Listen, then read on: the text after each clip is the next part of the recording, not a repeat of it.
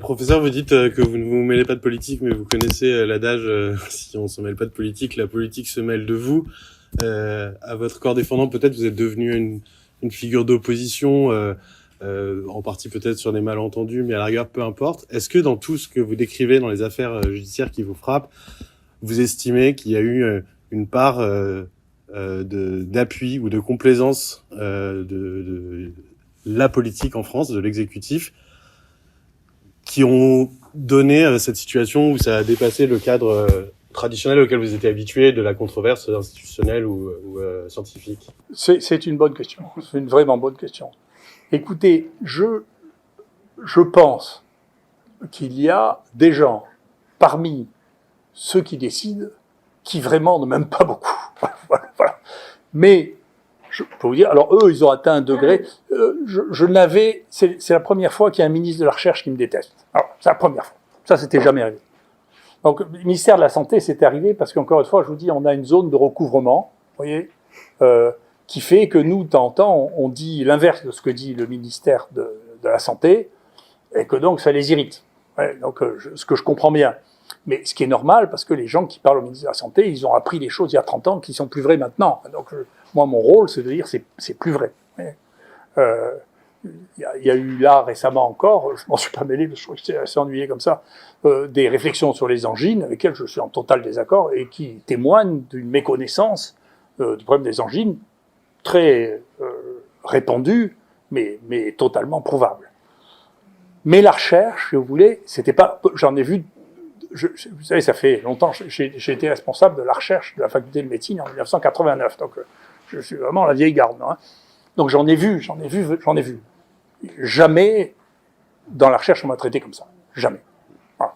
Et qu'il y ait un ministre de la recherche qui vienne 5 ou 6 fois ici, qui ne vienne pas à l'IHU, c'est une insulte à la recherche. Voilà. Je pense tel que... Mais ça arrivait avant, c'est une personne, si vous voulez. Je peux vous dire, c'est pas un secret. Hein. L'IHU, je l'ai bâti... Avant l'IHU, j'avais créé une fondation qui s'appelait Infectiopôle Sud, qui était 3 ans avant. Cette fondation qui s'appelle Infectiopôle Sud, ce qui répondra à vos questions sur les migrants, était une fondation qui voulait allier les CHU du Sud, Montpellier, Marseille, Nice, pour accueillir des étudiants du Sud, c'est-à-dire au sud de la Méditerranée française. D'accord ? Et on a accueilli plus de 1000. D'accord ?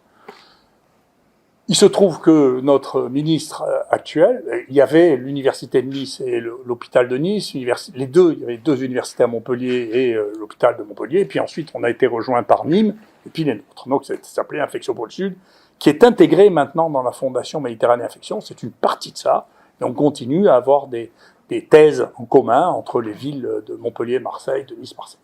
Quand cette dame a été élue présidente d'université, la première chose qu'elle a fait, c'est qu'elle nous a dit qu'elle voulait sortir de la fondation. Donc c'était avant qu'elle soit ministre. Hein. C'est pas depuis qu'elle est ministre qu'elle nous déteste. C'est ancien. Donc je sais pas quelle est l'influence qu'a eu la situation. Je pense que dans d'autres situations politiques, on aurait peut-être réussi à lui dire de chercher à s'intéresser à d'autres choses que de savoir si on faisait la recherche qu'elle aimait ou pas. Mais voilà. Alors, en plus, j'ai un ami, hier on avait notre réunion Infectiopôle Sud, là, qui m'expliquait la psychologie de cette dame pour expliquer pourquoi elle détestait ça, mais je ne vais pas vous le redire. Voilà. Mais ça n'était pas arrivé. Les ministères de la Santé, ça a toujours été un peu compliqué, mais là, honnêtement, moi j'ai essayé pendant toute cette période de communiquer avec les autorités parce que je suis légaliste et que donc les gens qui ont mandat de gérer le pays, j'essaie de leur dire ce que je pense. Ça a très bien marché, d'ailleurs, y compris avec le ministère de la Santé, pendant qu'un de ses conseillers était là, que j'avais une fois par semaine. Et puis, ce conseiller est parti, et à la place, il y a eu un autre conseiller qui ne souhaite pas me prendre au téléphone quand j'ai quelque chose à dire. Mais sinon, avant chaque mardi, le lundi, j'appelais le ministère pour leur dire ce que j'allais dire le mardi.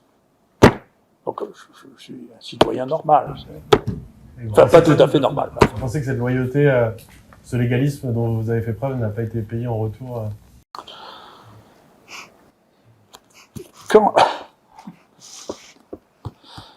quand j'étais plus jeune, Je prends ça pour une réponse. bon, quand j'étais plus jeune, et j'ai essayé de le relire à cette occasion, mais j'ai pas réussi, mais il m'a ennuyé. J'ai lu Claudel. Et dans le Soulier de satin, il y a une phrase magnifique que j'ai relue récemment, donc je suis allé la rechercher dedans. Il dit, mais que pensez-vous qu'il mérite pour tant de travail et tant d'énergie? C'est Don Rodrigue. Et on lui dit, vous savez, la seule récompense qu'il mérite, c'est l'ingratitude. C'est ce que je pense.